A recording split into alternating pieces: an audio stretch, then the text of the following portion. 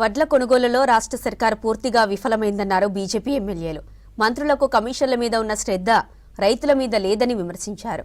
బస్తాకు 4 కిలోలు కట్ చేస్తున్నారని, ఈ ధాన్యం ఎవరి జేబులోకి వెళ్తుందో సీఎం రేవంత్ రెడ్డి సమాధానం చెప్పాలని డిమాండ్ చేశారు. రైతు గోసా బీజేపీ భరోసా కార్యక్రమంలో భాగంగా జనగామలో ధాన్యం కొనుగోలు కేంద్రాలు పరిశీలించారు బీజేపీ ఎమ్మెల్యేలు. రైతులతో మాట్లాడి సమస్యలు తెలుసుకున్నారు.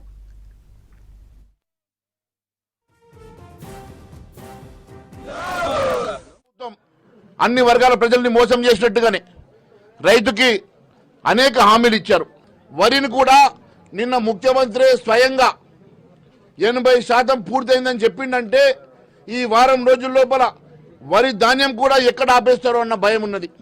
ఎందుకంటే ముఖ్యమంత్రి స్వయంగా చెప్తున్నాడు 80% వరి ధాన్యం కొనుగోలైందని. కిలోల చొప్పున దాదాపుగా క్వింటాలకి 10%, 10 కిలోలు అంటే 10% చొప్పున మీరు కట్ చేస్తున్నటువంటి, అధికంగా జోకుతున్నటువంటి వడ్లు ఎవరి ఖాతాలకు పోతున్నాయని అడుగుతా ఉన్నాం. అంటే 9 లక్షల మెట్రిక్ టన్నులు అంటే ఇప్పుడున్నటువంటి మద్దతు ధర ప్రకారం 2160 కోట్ల రూపాయలు. 2160 కోట్ల రూపాయల అధికంగా జోకినటువంటి డబ్బు ఎవరి జేబులకు పోతుందో ముఖ్యమంత్రి గారు సమాధానం చెప్పాలని మేము కోరుతా ఉన్నాం. ఎందుకోసమని ఈరోజు మక్కల కొనుగోలు బంద్ పెట్టినావు? అన్ని పంటలకు మీరు మద్దతు ధర ఇస్తామని, అన్ని పంటలు చివరి గింజ వరకు కొనుగోలు చేస్తామని ఈరోజు హామీ ఇచ్చినటువంటి ముఖ్యమంత్రి గద్దె నెక్కిన తర్వాత రైతులు విస్మరిస్తా ఉన్నావు.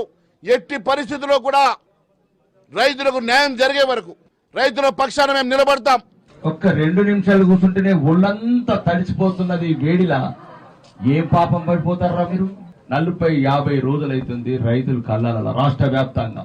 కాబట్టి అన్ని రకాలుగా విఫలమైన ఈ కాంగ్రెస్ ప్రభుత్వంకు ఇప్పటికైనా కనీసం మీరు మనుషులను నిర్పించుకోవటానికి గన్నీ బ్యాగులు లేవు, ఎటువంటి సౌకర్యాలు లేకుండా రైతులు ఈరోజు మీరు నడి సముద్రంలో వదిలేసారు, ఈ నడి ఎండలలో వదిలేసారు. ఇవి రోహిణి ఎండలు 50 డిగ్రీలు దాటుతున్నది. రైతులందరూ వడదెబ్బకు గురవుతున్నారు. మళ్ళీ ఇదొక్కటి కాకుండా మన తరుగు 10%. సోదరుడు చెప్పినట్టు 90 లక్షల టన్నులలో 10% పోతే సుమారు మళ్ళీ దీంట్లో 40,000 కోట్ల అవినీతి. మంత్రులేమో కమిషన్లు, కరప్షన్ మీద పడ్డారు.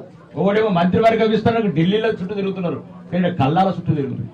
ఈ వారం రోజుల వర్షాకాల కన్నా ముందు కొనకపోతే యుద్ధ ప్రతిపాదకన అర్ధరాత్రి లేకుండా, పగలు లేకుండా 24 గంటలు లారీలన్నీ తీసుకొచ్చి మీ మంత్రుల ఇళ్లల్లా, ముఖ్యమంత్రి ఇళ్లల్లా, ప్రజాభవన్లని ఆ లారీలు తీస్తామని ఈ రకంగా హెచ్చరిస్తున్నాం.